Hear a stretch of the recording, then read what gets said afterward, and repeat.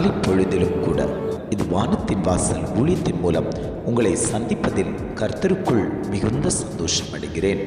என் வாழ்க்கையில் எப்பொழுது ஒரு வெற்றி கிடைக்கும், எப்பொழுது நான் ஒரு ஜெயத்தை காணுவேன், எப்பொழுது என் வாழ்க்கையில் ஒரு மேன்மை உண்டாகும், பிரயாசப்படுகிறேன், ஓடுகிறேன், எல்லாம் செய்கிறேன். ஆனாலும் என் காரியத்தில் ஒரு அமைதியான நிலை இருந்து கொண்டிருக்கிறதே.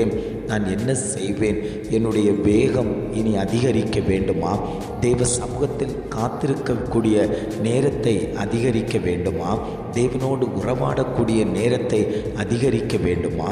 நான் என்ன செய்ய வேண்டும் என்று அநேகர் தன் தேவைகளுக்காக தேவ சமூகத்தில் காத்து கிடக்கிறீர்கள் அல்லவோ? உங்களை பார்த்துத்தான் ஆண்டவர் சொல்லுகிறார், உன் குடும்பத்தில் வெற்றிகள் உண்டாகும் என்று.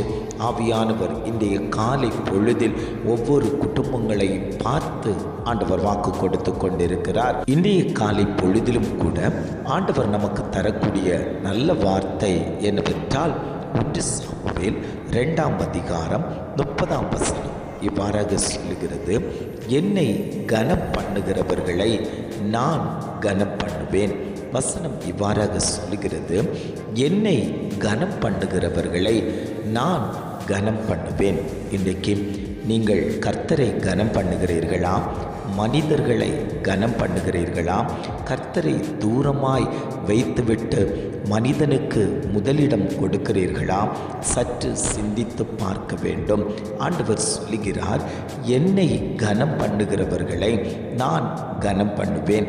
ஆண்டவருடைய சமூகத்தில் போய் இருந்து, அப்பா நீர் எங்களை பார்த்து கொள்ளுங்கன்னு சொல்லி உங்களை ஒப்பு கொடுக்கும் போது உங்கள் தேவைகளை எல்லாம் அவர் பார்த்து கொண்டு உன்னை இந்நாள் வரைக்கும் பாதுகாத்து வழிநடத்தி வந்த தெய்வம் இன்றைக்கு உங்களை பார்த்து சொல்லுகிறார், நான் உன்னை கனம் பண்ணுவேன். காரணம் என்னவென்றால், நீ ஆண்டவரை மறுதலியாமல் அவர் சமூகத்தில் காத்திருந்து, என் தேவன் என்னோடு இருக்கிறார், என்னுடைய தேவைகளை எல்லாம் சந்தித்து கொண்டிருக்கிறார், நான் போகும்போது வரும்போது எனக்காக அவர் பாதுகாப்பை தந்து கொண்டிருக்கிறார், நான் அதனால் ஆண்டவருடைய நாமத்தை எந்த இடத்திலேயும் நான் தூசிக்க மாட்டேன், கர்த்தருடைய மகிமை எப்பொழுதும் நான் அவரை துதித்து கொண்டே இருப்பேன் என்று அநேகர் விசுவாசத்தோடு தேவனுடைய பாதபடியில் அமர்ந்து கிடக்கிறீர்கள் அல்லவோ? உங்களை பார்த்துத்தான் ஆண்டவர் சொல்லுகிறார், எப்பா நான் உன்னை கனம் பண்ணுவேன்ப்பா, நான் உன்னை கனம் பண்ணுவேன், நீ என் பிள்ளை, நான் உன்னை விட்டு விடுவதற்கல்ல, நான் உன்னை ஓரமாய் ஒதுக்கி வைக்கக்கூடிய தகப்பன் அல்ல. உலக தகப்பன்மார்கள் எல்லாரும் உங்களை ஓரமாய் ஒதுக்கி வைத்து, நீ வேண்டாதவன், நீ இந்த காரியத்தை செய்து கொண்டிருக்கிறாய், அதனால் நீ என்னுடைய முகத்துக்கு முன்பாகவே வந்து நிற்கக்கூடாது என்று அநேகரை உதாசீனப்படுத்தி தள்ளி கொண்டிருக்கும் போது தெய்வம் சொல்லுகிறார், நான் ஒதுக்கிற தகப்பன் அல்ல, நான் உன்னை என் மார்போடு அணைக்கிற தகப்பன் என்று ஆவியானவர் வாக்குரைத்து கொண்டிருக்கிறார். இந்த தகப்பன் தான் சொல்லுகிறார், என் நாமத்தை நீ வீணிலே வழங்காதிருப்பாயாக, என் நாமத்தை நீ மகிமைப்படுத்தும் போது, என் நாமத்தை பிரஸ்தாபப்படுத்தும் போது, எந்த இடத்தில் நீ இருந்தாலும் நான் உன்னை வந்து ஆசீர்வதிப்பேன் என்று வாக்கு கொடுத்த தகப்பன் இன்றைக்கு உங்கள் மத்தியில் உலாவிக் கொண்டிருக்கிறார்.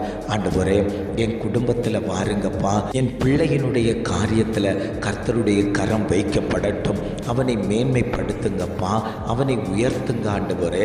என் குடும்பம் வளர்ச்சியின் பாதையில் போகுவதற்கு தடையாய் நிற்கக்கூடிய அத்தனை தடைகளையும் கர்த்தர் உடைத்து போட வேண்டும் என்று எத்தனை பேர் வாஞ்சித்து கேட்கிறீர்களோ அத்தனை பேரையும் பார்த்து ஆண்டவர் சொல்லுகிறார், நீ பயப்படாத, உன்னை நான் கனப்படுத்துவேன், நான் உன்னை உள்ளங்கையில் வரைந்து வைத்திருக்கிறேன், நீ விழுந்து போவதில்லை, நன்மையும் கிருபையும் உன்னை பின்தொடரும், நான் உன்னை பாதுகாத்து வழிநடத்தி கண்மலையின் மேலே கொண்டு போய் நிறுத்தக்கூடிய தகப்பன் இன்றைக்கு உங்களை பார்த்து சொல்லி கொண்டிருக்கிறார், நீங்கள் என் புத்திரர் என்று ஆவியானவர் வாக்கு கொடுத்து கொண்டிருக்கிறார்.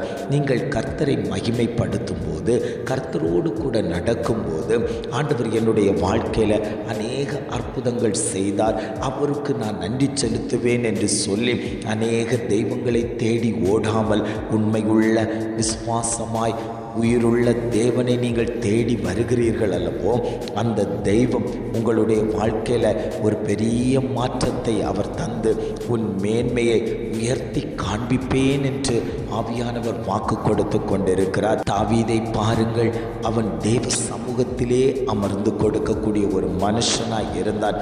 எதை கேட்டாலும் தேவ சன்னிதானத்தில் போய் தேவனிடத்தில் கேட்டு அதை நிறைவேற்றக்கூடிய மனுஷன் தேவனை கனப்படுத்தி கொண்டே இருந்தான். அவனை அற்பமாய் எண்ணப்பட்ட குடும்பத்திலிருந்து எடுத்து உயர்ந்த அடைக்கலத்தில் ஒரு உயர்வான ராஜஸ்தானத்தில் கர்த்தர் அவனை உயர்த்தி வைத்து அவனை கனப்படுத்தினாரே. ஆனால் இன்றைக்கு ஆண்டவர் உங்களை பார்த்து சொல்லி கொண்டிருக்கிறார். கர்த்தர் சமூகத்தில் வந்து தாழ்மையாய், ஆண்டவரே என் கரத்தை பிடித்து கொள்ளுங்கள் என்று நீங்கள் ஆண்டவரிடத்தில் கரத்தை கொடுப்பீர்களே, ஆனால் உங்களுடைய வாழ்வு மேன்மையாயிருக்கும். மனுஷன் கரத்தில் கொடுக்கிறதை விட கர்த்தர் கரத்தில் நீங்கள் கொடுத்து பார்ப்பீர்களே, ஆனால் உங்களுடைய வாழ்க்கையில் அபரிவிதமான வளர்ச்சியை நீங்கள் பார்ப்பீர்கள் என்று ஆவியானவர் திட்டமும் தீர்மானமுமாய் குடும்பத்தை பார்த்தாண்டவர் வாக்குரைத்து கொண்டிருக்கிறார். எத்தனை பேர், ஆண்டவரே என் குடும்பத்தில் அந்த கனம் வரட்டும், ஆண்டவரே நான் தாழ்மையாய் இருந்து கர்த்தர் சமூகத்தில் அமர்ந்து கொடுத்து கர்த்தரை மகிமைப்படுத்தக்கூடியவனாய் என்னை மாற்றுங்கன்னு சொல்லி, என் பிள்ளைகளை மாற்றுங்கன்னு சொல்லி, என் குடும்பத்தாரை மாற்றுங்கன்னு சொல்லி எத்தனை பேர் கேட்டுக்கொண்டிருக்கிறீர்களோ அத்தனை பேர் மேலேயும் ஆண்டவர் விசேஷித்த ஆவியை ஊற்றி அவர்களை மகிமைப்படுத்தக்கூடிய, கனப்படுத்தக்கூடிய ஆவியானவருடைய கரம் அந்த இடத்துல செயல்பட்டு கொண்டிருக்கிறது என்று ஆவியானவர் ஒவ்வொரு குடும்பத்தையும் பார்த்து ஆண்டவர் வாக்கு கொடுத்து கொண்டிருக்கிறார். ஜெபிக்கலாமா? அன்பின் பரலோக பிதாவே, இந்த காலை பொழுதுக்காக நாங்கள் உம்மை துதிக்கிறோம், ஸ்தோத்தரிக்கிறோம் ஆண்டவரே. இந்த காலை பொழுதிலும் கூட ஆண்டவர் எங்களுக்கு தந்த நல்ல வார்த்தைகளுக்காக நாங்கள் உமக்கு நன்றி செலுத்துகிறோம் ஆண்டவரே. என்னை கனம் பண்ணுகிறவர்களை நான் கனம் பண்ணுவேன் என்று அழகான ஒரு வாக்குத்தத்தமான வார்த்தையை தந்த தெய்வமே, இந்த வேளையிலும் கூட இதை கேட்டுக்கொண்டிருக்கக்கூடிய ஒவ்வொரு குடும்பத்தையும் கர்த்தர் கனம் பண்ணணும் ஆண்டவரே. அந்த குடும்பங்களை கர்த்தர் உயர்த்தி காண்பிக்கும்படியாய் நாங்கள் ஜெபிக்கிறோம் ஆண்டவரே. நீர் அப்படிப்பட்டதான பெரிய காரியங்களை குடும்பங்களில் செய்து நிறைவேற்றும்படியாய் நாங்கள் ஜெபிக்கிறோம் ஆண்டவரே. இம்மட்டுமாய் நடத்தினவர் நீர் அல்லவோ, இனியும் நீர் எங்களை வழி நடத்தி எங்களை உயர்ந்த ஸ்தானத்தில் வைத்து அழகு பார்க்கக்கூடிய தெய்வம் எங்கள் மத்தியில் உலாவுவதற்காக நாங்கள் உமக்கு நன்றி செலுத்துகிறோம். நீரே எல்லாவற்றையும் பொறுப்படுத்திக் கொள்ளுங்க. துதி, கன, மகிமை எல்லாம் உமக்கே செலுத்துகிறோம். மீட்பர் இயேசுவின் மூலம் ஜெபிக்கிறோம் ஜீவனுள்ள நல்ல பிதாவே. ஆமென், ஆமென்.